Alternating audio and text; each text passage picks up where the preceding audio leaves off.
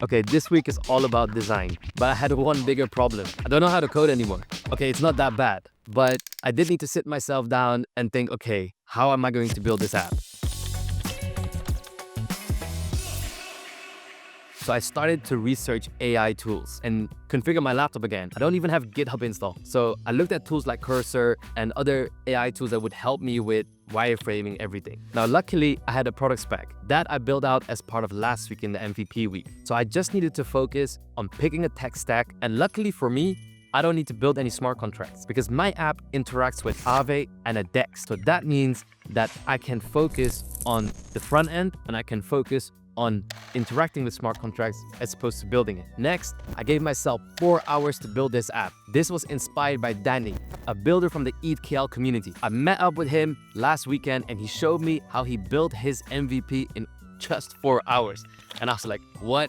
So I went back to my product spec, checked it out, and really all I needed was a connect button, a connect wallet button, and a few buttons to interact and do the loop function. By the middle of the week, I had a workable flow for my app, not thinking about design yet, just the buttons that do all the interactions and interacted with Aave and the DEX. Now it was actually time for the design. I like minimalistic designs. My favorite color palette, black and white. So I was basically looking and doing some research on landing pages and app pages that I like. Now the cool thing is, if you find something that you like and they have a Figma file, you can import it in Figma, and with Figma AI, it spits out the front-end code. So I would need minimal time in actually building out the front end. Now here's the thing, right now it's day 6, so I actually haven't gotten to that part yet.